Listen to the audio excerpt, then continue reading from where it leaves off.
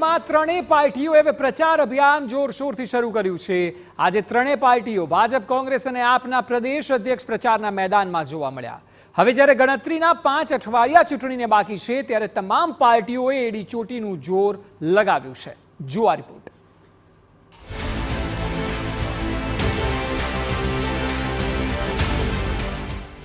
રાજ્યમાં લોકસભાની 26 બેઠકો પર ઘમાસાણ જોવા મળશે।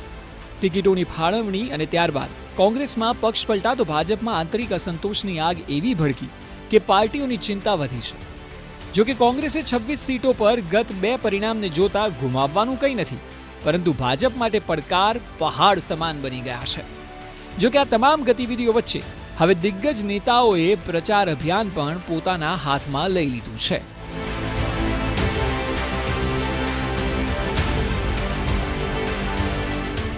छब्बीस बैठकों घमासाण। प्रचार मैदान में नेताओं हवे जामशे लोकसभा युद्ध।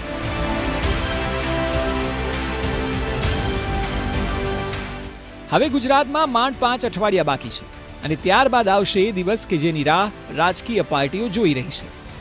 જો કે હવે પ્રચારના મેદાનમાં પાર્ટી અધ્યક્ષો પણ આવી ગયા છે। ભાજપના CR પાટીલ હોય કે પછી કોંગ્રેસના શક્તિસિંહ ગોહિલ કે પછી આમ આદમી પાર્ટીના ઈસુદાન ગઢવી, તમામ લોકોએ હવે પ્રચાર અભિયાનમાં ઝંપલાવી દીધું છે। પાટીલે નવસારી બેઠક પર લોકસભા 2024 માટે પહેલીવાર પ્રચારની શરૂઆત કરી, તો વળી ઇન્ડિયા અંતર્ગત શક્તિસિંહ અને ઈસુદાને ભાવનગરમાં પ્રચાર કર્યો હતો। હવે મુખ્ય નેતાઓ પણ શેરીએ શેરીએ પ્રચાર કરી રહ્યા છે।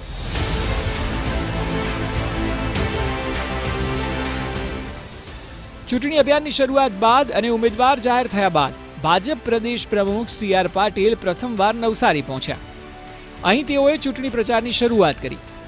મોટી સંખ્યામાં ઉપસ્થિત લોકોને તેઓએ સંબોધ્યા હતા અને સરકારે કરેલા કામને ગણાવ્યા હતા।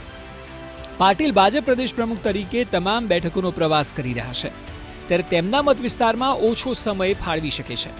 જો કે 2019માં તેઓએ અહીંથી જ રેકોર્ડ બ્રેક જીત મેળવી હતી, એટલે નવસારીમાં તેઓ આત્મવિશ્વાસ દાખવી રહ્યા છે। સાથે સરકારના વર્તમાન અને ભવિષ્યના નવસારી માટેના કામ ગણાવી રહ્યા છે।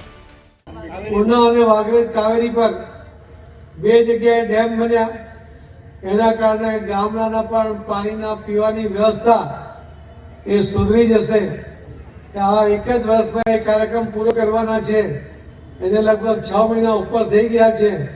આવનારા 6 મહિનાની અંદર નવસારી સંસદીય મત વિસ્તારના એક ગામમાં પૂરતું પાણી પીવાનું મળે અને શુદ્ધ પાણી મળે, કેમ કે કાંઠા વિસ્તારમાં ખારું પાણી હોય, બોર કરે તો પાણી ખારું આવે, કૂવો કરે તો ખારું પાણી આવે, ત્યારે નળથી પાણી દરેકના ઘરમાં જાય, એ પ્રકારની વ્યવસ્થા પણ એ આપણે કરી રહ્યા છીએ।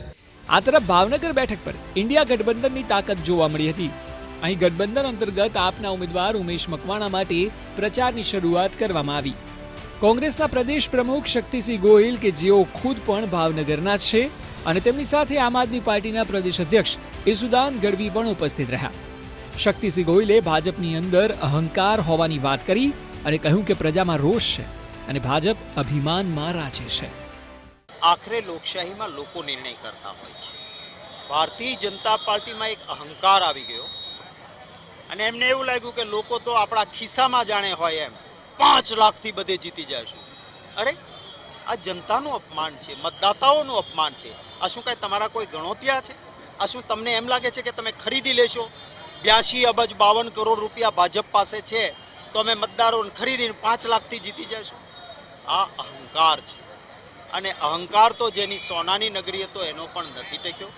અહંકારમાં જ એમણે ગમે તેને આપી દઉં, સાચો લડાયક માણસ નહીં, મારી કઠપુતળીની જેમ નાચે એને હું આપું, ક્યાંયથી લઈને ગમે ત્યાં આપી દઈશ, ક્યાં જવાના છે લોકો, આપી જ દેશે મતો।